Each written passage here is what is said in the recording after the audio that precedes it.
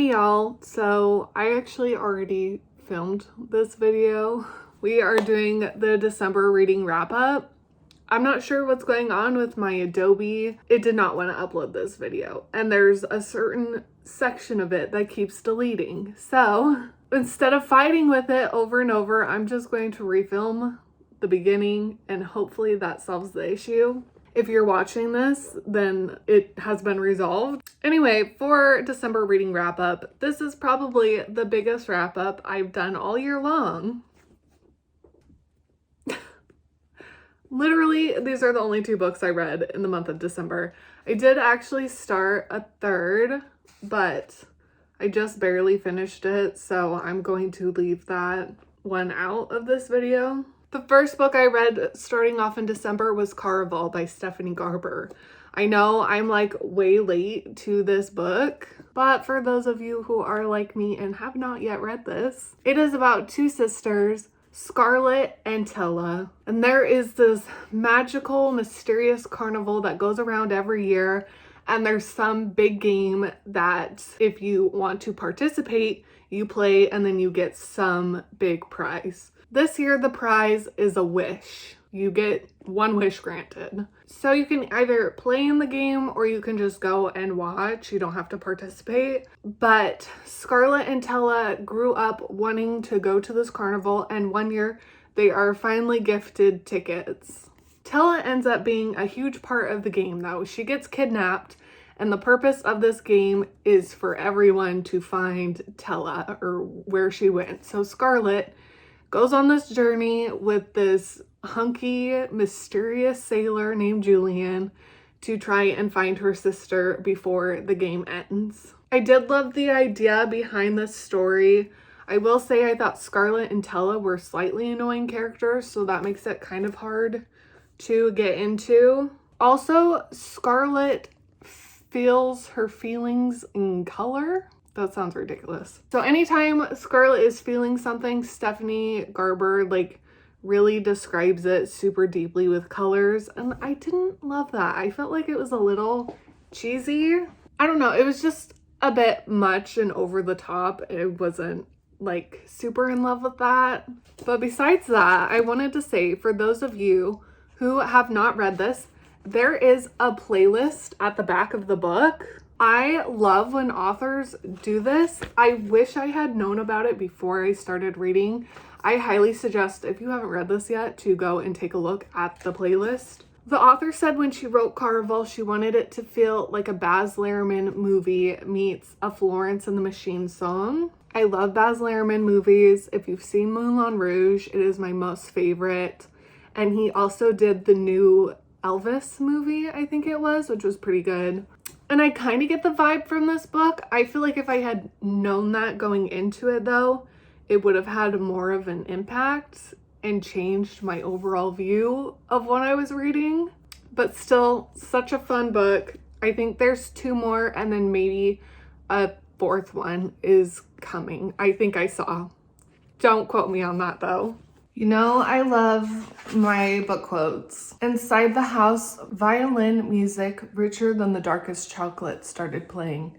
It seeped outside and whispered to Scarlett as Julian's smile turned seductive, all shameless curves and immoral promises. And the second book I read in December was Love Holly by Emily Stone. I read this one to kind of put me into the Christmas spirit, which is funny because I didn't really feel like it did. This is very much like a Hallmark movie. I'm pretty sure the book started in December and then went through the full year and ended in December. So there was a lot of summer content. So that, didn't really give me the holiday vibes that I was looking for. But this book is about a girl named Holly who is in this awful accident with her sister, and it kind of breaks apart her family. So over Christmas time, she joins this Lonely Hearts Holiday Letter Writing Club. Basically, the point of the club is anyone who's alone over the holidays or has a hard time with the holidays because of tragedy, they can write an anonymous letter to someone else, and then they receive an anonymous letter from someone in the group. Holly receives a letter from this elderly woman named Emma who talks about being estranged from her grandson Jack and how she has cancer, and she's dealing with the fact that she's probably going to die alone. Well, Holly realizes that she can probably figure out who this Emma person is, and she really wants to help her get back together with her grandson Jack. I think Holly more or less thinks if she can help Emma fix her relationship with her family, then Holly will have a chance of fixing her situation with her family. Overall, this is a pretty cute book. I liked all of the characters, well, most of them well enough, and I was happy with how it ended. So there's that. Since this was such a short reading wrap up, I thought it would be fun to take this character quiz I heard about. It's a which character personality quiz. I thought that would be a lot of fun.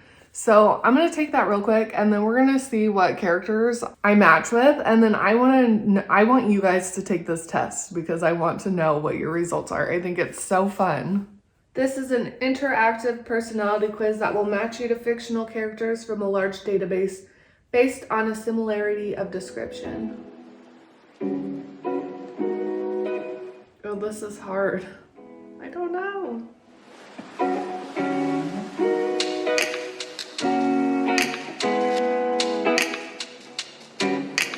Okay, it says my best match for a fictional character is Deborah from Baby Driver. No idea who that is. I have seen the movie, but it's been long enough that I could not tell you anything about her. I do like this actress though. Does that count for anything? Okay, there are literally 2,000 matches. It goes all the way down to 16%. It's too many to go through all of them. I also don't know all of these, but these were some of my favorites. I got an 88% match for Sophie from Mamma Mia. Kiara from Outer Banks was 86%. 84% for Jasmine from Aladdin. 83% for Caroline Forbes from The Vampire Diaries. I actually totally get that one because she's also kind of a control freak, and I have that a little bit. Jess from New Girl, 83%. Rachel Chu, 82% from Crazy Rich Asians. Linda Belcher from Bob's Burgers is 82%. Kevin Keller from Riverdale is 81%. Daenerys from Game of Thrones and Elizabeth Swann from Pirates of the Caribbean was 74%. Sarah Cameron from Outer Banks, 81%. Michaela from Transformers, 79%. Sailor Jupiter, 79%. Padme from Star Wars, 79%. I got Cassie Howard from Euphoria. I have not watched the show, but we have the same name, so that's kind of fun. We're 78%. I got Joyce and Nancy Wheeler for Stranger Things are both at 76%. It's my two different personalities. Steve Harrington, Stranger Things, 72%. Elena Gilbert, Vampire Diaries, 69%. Okay, that literally could go on and on and on for ages. I really want all of you to take this test. I'm dying to know which ones we have in common. That was just I don't know who put that together, but very fun. I'll link it down below. As always, you can follow me on Instagram to see what I'm currently reading, as well as if there are any changes to my upload schedule. And I look forward to seeing you guys next Wednesday.